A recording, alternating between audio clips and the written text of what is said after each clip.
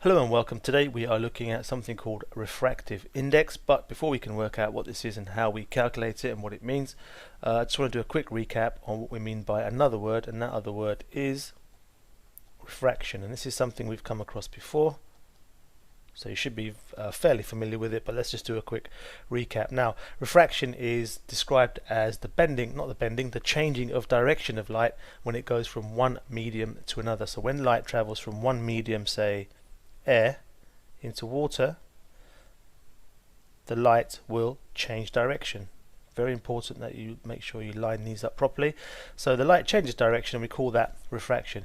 Also important to put an arrow on the light ray so you know which way the light ray is going in. But this idea here is the idea of refraction. We can do a similar thing from air into glass. So if we've got a glass prism here, we've got a light ray hitting the glass prism, and again it will change direction. In other words, we will get refraction.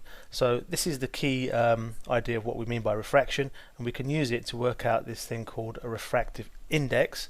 And the refractive index is a feature of specific materials. So imagine we've got glass here, and it's a feature of specific materials related to how the light rays would refract when they go into this medium. Okay, so again, before we do that, let's have a look at this diagram here. We've got another line which we haven't recapped on yet, but this line here, you may remember, it's called the normal line, and it's an imaginary line that's at 90 degrees to the surface that we are looking at. This needs an arrow. Okay, so that's the normal line, and another label that you need to know is called I, and that just stands for angle of incidence.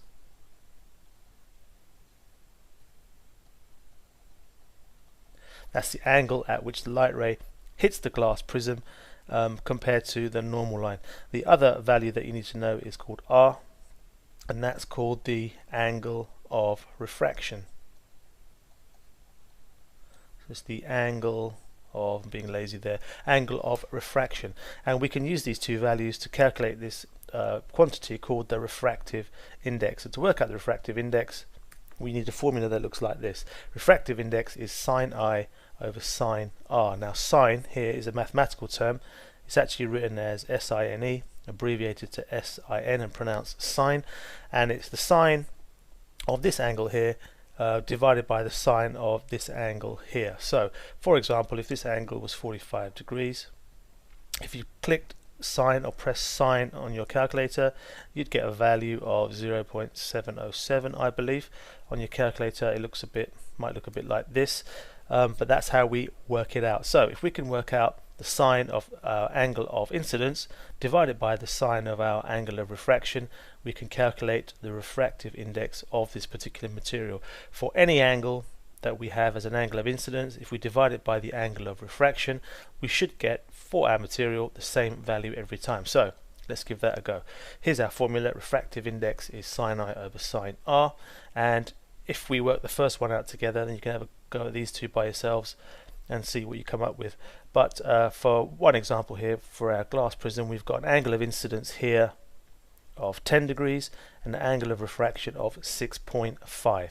So let's work out sine I first. For sine 10 degrees, if you type in 10 and then click sine on your calculator, or on some calculators you have to press sine first, but either way you should get a value of 0.174. You actually get quite a long number, but I've just condensed it to 3 decimal places. So for sine I it's 0.174, and for sine R 6.5, the sine of that is 0.113.